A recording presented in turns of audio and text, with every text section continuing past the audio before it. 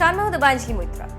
कभी टूरिस्ट की सबसे पसंदीदा जगह रही सिंगापुर कोरोना महामारी से ऐसे नुकसान में है कि अगर सब कुछ पहले जैसा नहीं रहा तो वो बर्बाद हो जाएगा। दूसरे तरीके से कहें तो सिंगापुर कंगाल होने की कगार पर। दूसरी तिमाही में सिंगापुर की मंदी का जो आकलन किया गया था, हकीकत में नुकसान उससे कहीं ज्यादा है।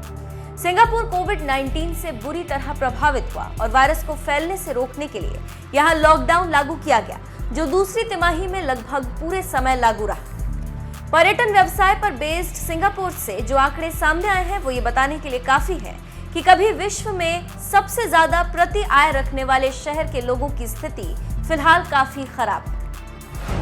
सिंगापुर की जीडीपी में दूसरी तिमाही में साल दर साल 13.2% की गिरावट दर्ज की गई। वहीं संशोधित सरकारी आंकड़ों के अग्रिम आकलन में 12.6% की गिरावट दिखी। अर्थव्यवस्था पिछले 3 महीनों से सालाना और सीजनल स्थिति के समायोजित आधार पर 42.9% गिर गई। ये भी एक रिकॉर्ड। इसके साथ ही सरकार के शुरुआती अनुमानों में 41.2% गिरावट के आंकड़े से भी अधिक है। लेकिन सरकार का कहना है कि अब उन्हें उम्मीद है कि पूरे साल का जीडीपी 5 से 7% के बीच होगा। पहले इसमें 4 से 7% की गिरावट का अनुमान लगाया गया था। ट्रांसपोर्ट और टूरिज्म का हब कहा जाने वाला सिंगापुर फिलहाल इतिहास के सबसे बुरे दौर से गुजर रहा है। दूसरी तिमाही में गिरावट और पूरे साल के जीडीपी की ग्रोथ धीमे और सुस्त आर्थिक सुधार की ओर इशारा करती है। दरअसल लॉकडाउन से राहत मिलने के बाद भी सीमा पर कड़े प्रतिबंध, सोशल डिस्टेंसिंग के नियम और विदेशी कामगारों की कमी की वजह से अर्थव्यवस्था को रफ्तार मिलना फिलहाल आसान नहीं। जीडीपी में गिरावट की वजह से ग्लोबल फाइनेंस हब में दूसरी तिमाही में भी गिरावट जारी रही। पहली तिमाही में साल दर साल 0.3% गिरावट और 3.1% तिमाही दर तिमाही गिरावट तकनीकी रूप से मंदी की निशानी। अर्थशास्त्री ये मानते हैं कि महामारी के प्रकोप में ताजा बढ़ोतरी के बाद अर्थव्यवस्थाएं फिर से कड़े कदम उठाने लगी थी। ये असरदार हो सकता है।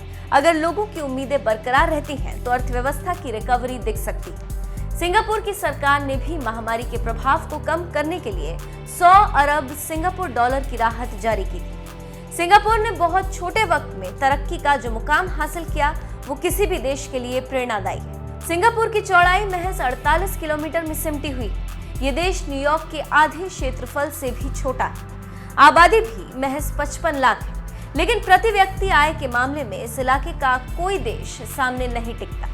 दक्षिण पूर्वी एशिया में सिंगापुर एकमात्र देश है जहां चीनी मूल के नागरिक सबसे ज्यादा है। 9 अगस्त 1965 को सिंगापुर मलेशिया से अलग होकर एक स्वतंत्र और संप्रभु राष्ट्र बना था।